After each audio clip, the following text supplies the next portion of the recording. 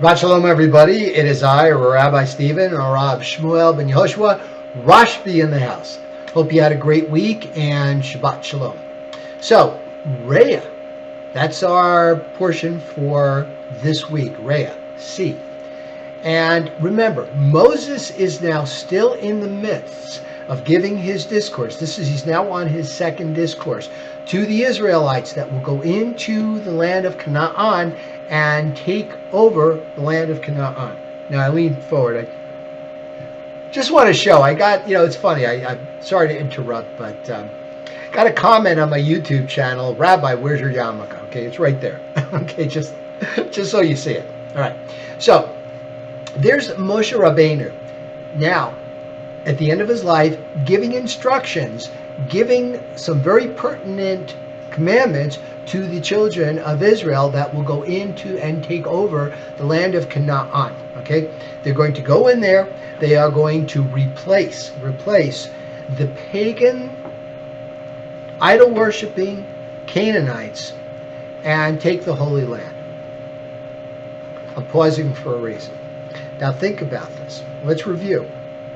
A lot of people say, why are we dispossessing these people of the land? Okay, they were evil. There are discussions about how they, and this is part of the portion as well, how they would have altars and trees, an Ashterot tree. And this is mentioned quite frequently in the Talmud, the Ashterot tree. And when the Israelites saw an Ashtoreth tree, now that was a tree that was used for idol worship. Some people believe it was in devotion of the Egyptian god Ashtoreth, who was, I believe, a goddess of fertility. And they were to chop it down completely, obliterate it, do not use it, do not burn the wood for fuel, do not use the wood for burning. You take it out by the roots and you get rid of it because, among other things, it is a symbol, and we are to cleanse the land of any symbols. And this leads into what else we're saying, but to contrast this first, to contrast this with previous commandments, the Israelites, when they conquered, and remember, we don't go around just conquering people just because we want their land or because we want their goods, even though in this portion it does talk about the booty, about taking the people's possessions for our own. We do it really as a cleansing. Now, for some people, that might be hard to get your head around. Okay, live and let live. Okay, the point is, these pagans did not live and let live. They were conquerors themselves. They were guilty of human sacrifice. Remember Isaac and the altar? Part of the point of that, no human sacrifice at all, under any circumstances. That's why they substituted the goat. One of the reasons why we use the shofar, the ram's horn. It's, among other things, remember in Judaism, there's many reasons why we do things, as a reminder that we are a humanistic religion, a culture that prizes people first. That's why, and this is also talked about in this portion, when somebody is destitute, they're so destitute they can't pay off a loan, and they're down on their luck, you take them in. They become an indentured servant, and at the end of the 7-year Shemitah, the Sabbath, okay, the 7-year cycle, okay, they are set free with a bounty, with gifts to get them back on their feet, okay? So we are a religion of humanity. We believe in people. So when we talk about the Ashtoreth tree and why we cut that down, we are commanded that when we do conquer people, when there's a battle, and it's usually defensive, it's usually because they've attacked us first or they're planning on attacking us, you don't cut down the fruit trees. You don't cut down trees. Even if it's being used, militarily, to hide around or as forts or, for whatever, you don't cut them down. Only trees that are used for idol worship. Now, in a way, this particular portion, Reeh, talks about integration with foreign peoples. And how do we react? And the answer is, we don't. We stay away from them as much as we can. We don't get involved with them. We send them away. There are people called the Ger Tzedek. This is the righteous alien, someone who is not Jewish, does not want to become Jewish, does not want to become an Israelite, yet they're allowed to stay because they want to honor the 7 Noahide laws. you're probably wondering what they are. I'd have to look them up. But part of it is, the part of them are the commandments. The second of the 10 commandments: don't kill, don't murder. Honor your parents, things like that. Be respectful to animals. In fact, Judaism, for all you animal lovers out there, and I think I said this last week, is very unique. It says, feed your animals first before you sit down and eat. And that's all about treating the weak, with mercy and benevolence, and making sure that they're taken care of. That's why we have, and it talks about this in this portion too, the various tithes. You give 10% of your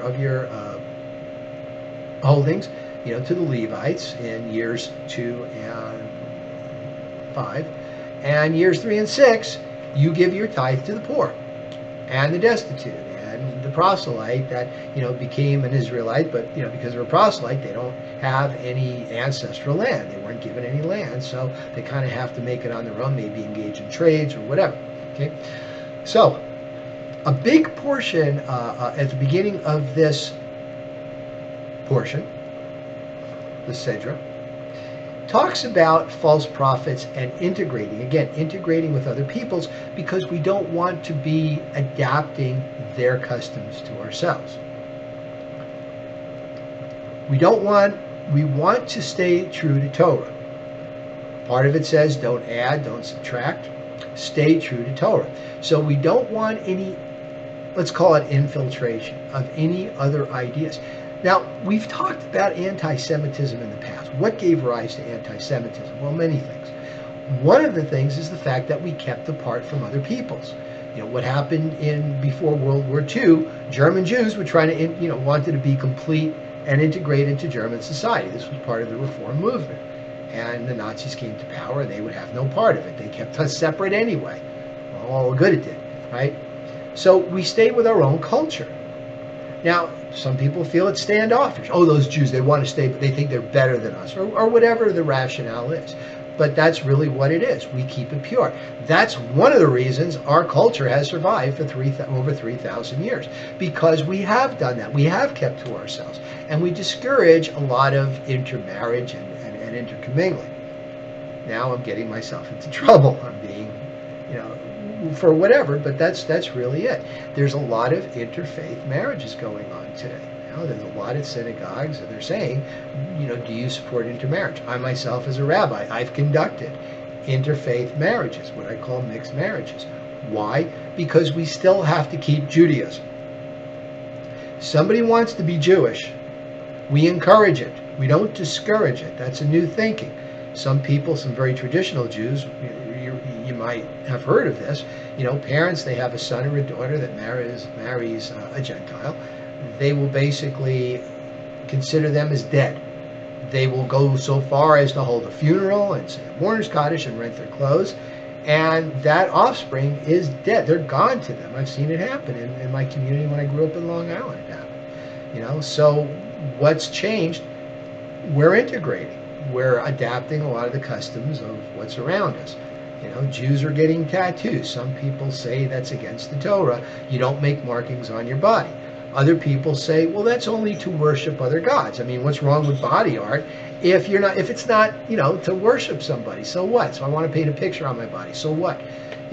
Because, and this is another part of our portion, we put a fence around the Torah.